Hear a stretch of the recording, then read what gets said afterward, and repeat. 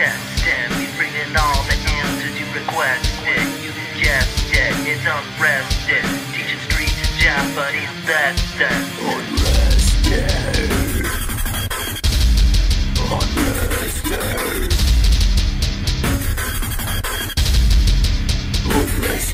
Welcome back to the next JFAQ, and I'm Unrested. Let's go ahead and get into our question. And our question concerns different ways of making money in Japan. We've talked about it before, and one of the ways I listed was teaching private lessons. And since then I've gotten lots of emails questioning me more about that, how to set that up, how do I begin that when I get to Japan, and what's the best way to go about getting students. So I'm just going to go through a little bit of everything and give you some background on teaching private lessons. Let's first start with how to get your students. Okay, when you first get to Japan, one of the quickest and easiest ways to make money is to teach private lessons. You don't have to have any kind of visa to do that. Really, you should be on a work visa if you're doing that, and you should be reporting them. But not everybody does that. You know, it slides under the table, it goes through the cracks. Stuff's not reported, but it's not a big deal. You can charge, your own fee for those lessons. I would say probably here in Osaka, the average fee people charge is 2,500 yen to 3,000. I know some people who charge as little as 2,000, but usually they combine lessons to have like a full class of students coming, so they make quite a bit more money. Personally, I charge about 3,000 on average, but I don't really teach a lot of private lessons these days. But when I first got to Japan, I taught quite a few. So let's talk about how do you get your first students when you get to Japan. Well, there's multiple ways to go about getting them. One of the ways I started out was there's a place called International House of Osaka, which is kind of like a public hall that gaijin and Japanese people alike can go to, and they can post information about themselves, whether they're just looking to make friends, do a language exchange program, or teach lessons for money. And pretty much you'll write a message. It'll be put up on a board. Usually someone there has to approve it to make sure it's a decent message. And then you have some contact information on there, and from that point, whoever comes to see your stuff can contact you. They can make the choice to contact you if you fit their prerogative for what kind of lessons they'd like to learn. Usually people choose it on age, what they want to learn. Do they want to learn very polite? Do they want to learn business? Or do they want to learn street slang? Different things like that. So it's really all about preference. Another way you can get your students is by using websites, of course. One of the websites that I used when I first got here was findateacher.com, and that's a very easy site to use. There's plenty more out there. I can't really name any more off the top of my head, but if you do a little bit of research, which everyone should do, you can find loads of them, so not to worry. Okay, so you have your first private lessons, you got your first students, and you need to set up your first appointments for when you want those lessons. Where, when, and how? What do we do here? Well, like I said before, contact can be through multiple different sources. You can use, phone numbers. Some people just set them up through that. Some people only set them up through email. Or what's very common in Japan is texting through phones. That's very, very common. The places that they're usually set up are usually chosen either by the student or by the teacher.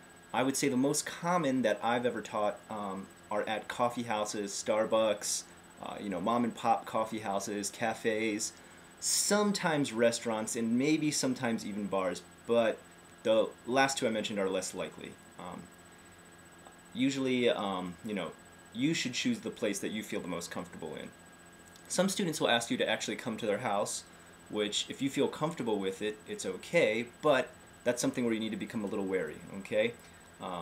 There have been students that I've had where I'd either go to their house or they'd come to mine, but I felt very comfortable with them and I'd already established a rapport with them, so I knew their personality completely. But there have been incidents in the past. There was actually one when I first got here. It was a young British girl who was teaching private lessons, and she actually went to the student's house to teach him, and she was actually murdered and later found in a bathtub full of sand on his porch. So obviously things can go awry, okay? You do need to be careful with who you're choosing, how quickly you become comfortable with them, how quickly do you trust them. Personally, my own advice, I would suggest keeping it only to cafes or, public areas where, unless you've known the student for a year or more, I wouldn't suggest inviting them to your house or going to their house. because there have been incidents of stalking and different things like that. So please be careful with what and where you choose, okay? Okay, so the final part, what do I teach when I have my lessons? Well, you know, that's completely up to you.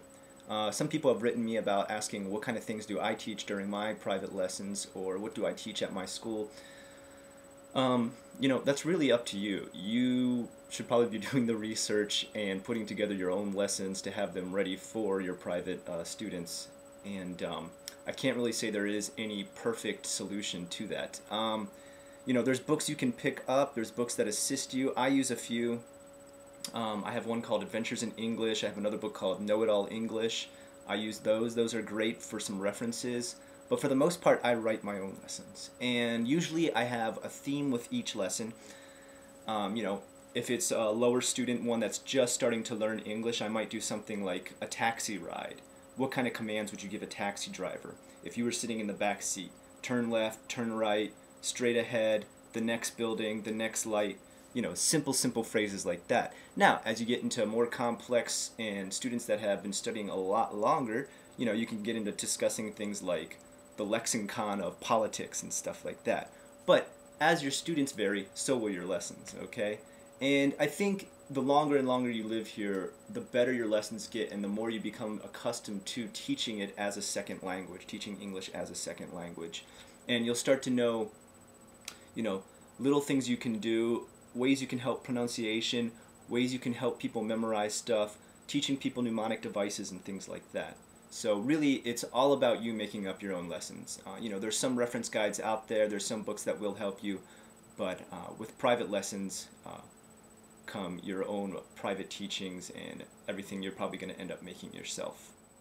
Okay guys, that's it for our JFAQ today. I hope when the weather gets better outside, we can get back out there with that camera and I can start getting some more footage outside of my house again.